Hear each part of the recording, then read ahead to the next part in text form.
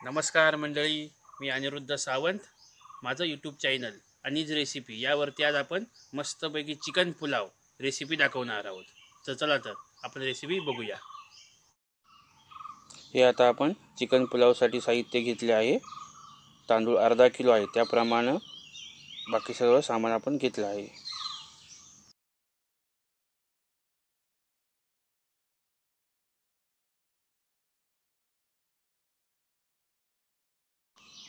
तर आता आपण चिकन धुवून घेऊया. 2-3 वेळा पाण्याने चांगलं स्वच्छ चिकन धुवून घ्यायचं आणि त्याला आता आपण मॅरिनेशन करूया. मीठ, हळद, आलं लसूण पेस्ट, मिरची पावडर हे घालून आपण त्याला मॅरिनेट करून घ्यायचं.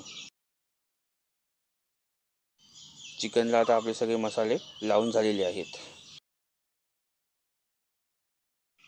आपण हे आता कोलम राईस घेतलेला आहे, त्याला आपण पाण्याने चांगलं स्वच्छ धुवून घेऊया. 2-3 वेळा पाण्याने धुवून घ्यायचा. धुवून झाल्यानंतर तांदळाला मीठ, आलं लसूण पेस्ट, हळद, मिरची पावडर, गरम मसाला हे सगळं लावून घ्यायचं.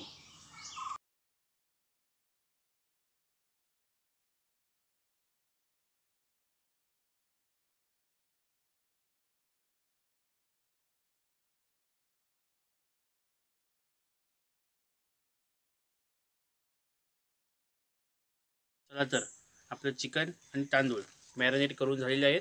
कमीत कमी चिकन हे अर्धा तास आणि तांदूळ हे कमीत कमी 20 मिनिटं मॅरिनेशन करून घ्यायचे त्याला, त्याशिवाय टेस्ट येत नाही. टोपामध्ये आता आपण तेल घालूया. तेल घालून झालं तर त्यामध्ये खडा मसाला टाकायचा. खडा मसाला तडतडला की त्यामध्ये आता आपण कांदा घालायचा. कांदा घालून झाला का मस्तपैकी कांदा असा गोल्डन ब्राऊन करून घ्यायचा. गोल्डन ब्राऊन कांदा झाला की त्यामध्ये आपण हिरवी मिरची घालणार आहोत. हिरवी मिरची घालायची म्हणजे तुम्हाला जसं तिखट पाहिजे त्या हिशोबाने हिरवी मिरची तुम्ही घालू शकता.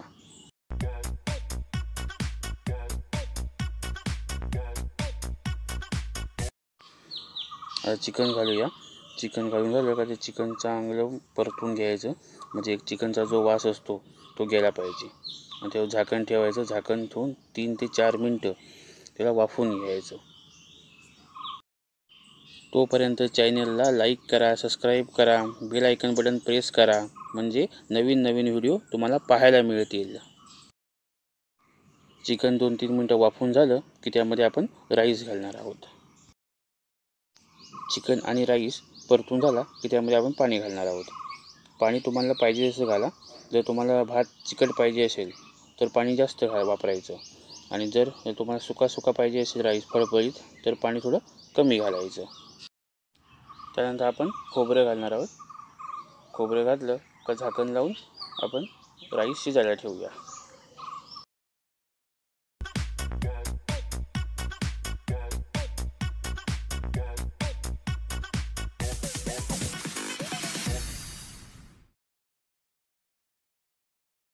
आपण आता चवीनुसार मीठ आणि वेलदोडा पावडर हे घालणार आहोत. वेलदोडा पावडर घातल्यामुळं सुगंध चांगला येतो.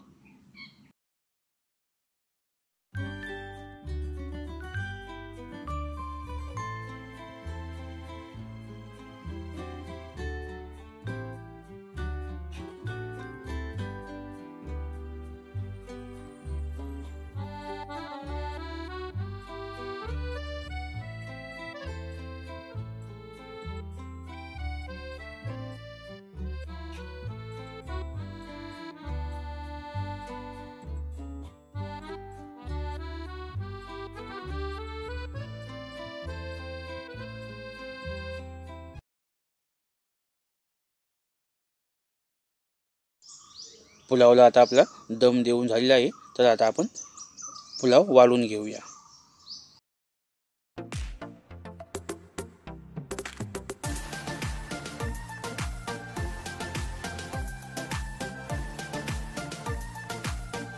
चला तर मंडळी, आता आपला चिकन पुलाव बनून तयार झालेला आहे. बघा, रेसिपी चांगली वाटली असेल रेसिपी बघा.